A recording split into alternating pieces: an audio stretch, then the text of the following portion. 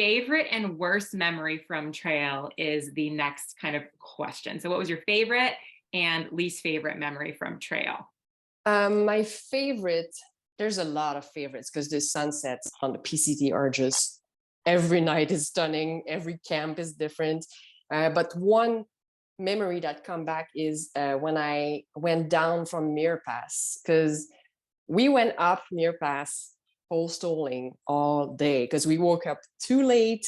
The approach was long, so we were post-holing to the hips. I chose to stay in the shelter because it was like 11 a.m. Sorry, it was 11 a.m. when I reached the shelter, and I was like, oh my God, it's a post-holing nightmare on the other side going down. I was like, it's too dangerous. There's some rivers underneath. I can hear the water. I cannot see it. So for safety, well, it's an emergency shelter. So to me, it was an emergency situation. I chose to stay camp in that shelter. And the night after, we woke up very early just to be on top of the snow and have a hard surface to walk with our macro spikes, and going down Muir Pass in the silence of the night at like 4 a.m. It was magical. It was all blue. It was like a huge ball of blue snow. The stars were still there. The sun was just peeking up, and you see like the crown of the mountain becoming gold. And yeah, we just walked down. The only sound we could hear was like the crunching of our spikes on the snow, and a coyote came across us and crossed the snowfield in front of us. That was magical. Yeah, definitely my most memorable moment on trail. That sounds really beautiful. And descending into, I think it's Evolution Valley from there. Oh, yes. Yeah. Imagine did you see the sunrise as well there? Once we were down in the valley, the sun came up, and the mountain were like lightened with gold light. It was magical. It's hard to explain because, I mean, sorry for the accent, but yeah, it's hard to express what I mean to say in English. But yeah. You know, even I find it hard, even like I'm an English speaker, and in my own language, I still find it hard to even explain this feeling. So many feelings, even like finishing the trail. I tried on the podcast to explain the feeling, and it's so hard to explain because there's just so many feelings that maybe words can't even describe. So totally get that. Was the moon out when you were hiking? Like, were you able to see okay? The moon was still out. There was no cloud. So the natural light of the moon was lighting that. We still use our headlamp, but I mean, the moon was lighting the valley. It was stunning. I was speechless. Oh, that sounds so beautiful. Did you get any? I know you probably didn't get any footage of this, and it'd be tough to do that, right? I have some pictures. I don't remember if I filmed it, but I do have some stunning pictures of it. My friend was behind me, like a few 100 feet behind me, and he took a picture of me. I was so small in the ocean of snow. I mean, I felt very tiny. So that picture speaks a lot because I felt so tiny in this grandiose landscape. And this picture in particular, yeah, speaks for itself. Do you have that photo up on your Instagram?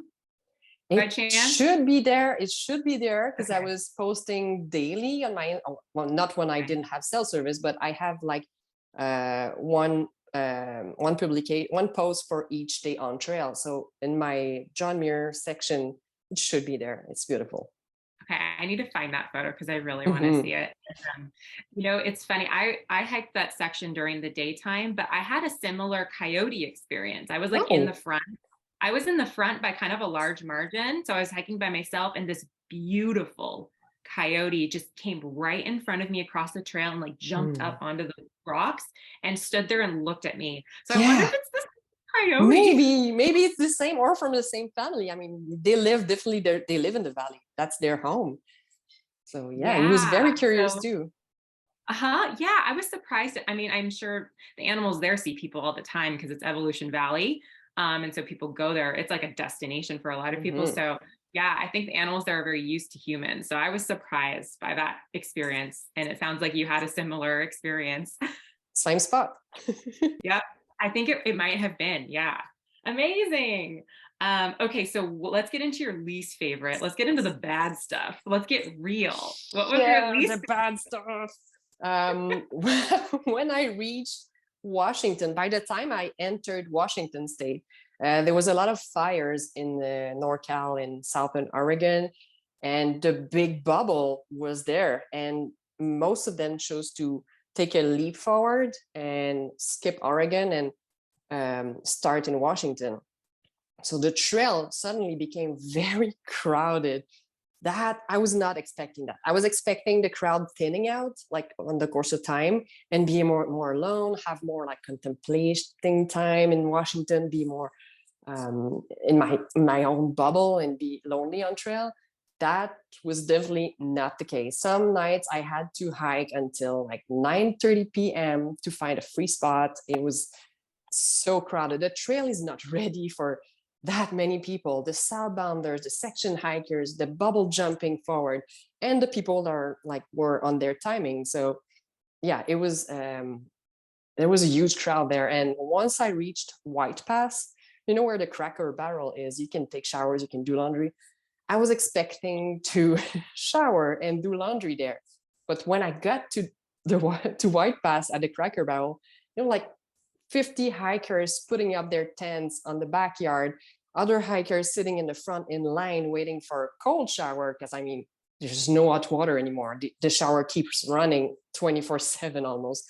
So it was not possible for me to either shower or laundry. There was like a waiting list for laundry, and there was no spot left before the day after. And I did not have the intention to stay there.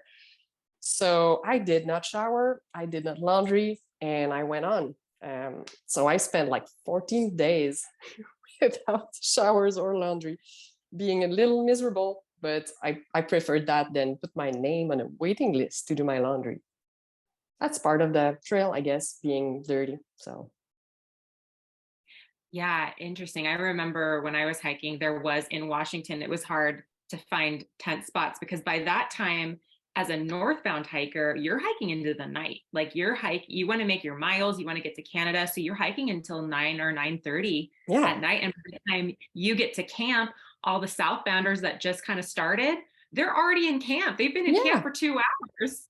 And the section hikers, the weekenders that set up their camp at 3 p.m. I mean, they were already there, big families, big groups. It's a very popular section too. And the window of time to do it in the year is very short. I mean, as soon as the snow melts, you have 2 weeks before the fire starts. So it's basically a 2 or 3 week window in 1 year. It's crazy. Right. Yeah. And it sounds like what you're saying, people were flipping up. So that made matters even worse for you. Like, I can't imagine trying to not fight for a spot, but trying to like set up somewhere, because you can't just set up anywhere in Washington. It's so lush. You have to find the actual established campsites, because you can't just like fall on the side of the trail, like on the CDT, and just set up. It's not like the desert too. I mean, it's all like, the vegetation is so dense. You cannot set up anywhere in the forest. Not possible. And it's not flat. I mean, it's really rugged. Right. Yeah. So, wow. That's, that's a little tough. I see why that's your least favorite memory.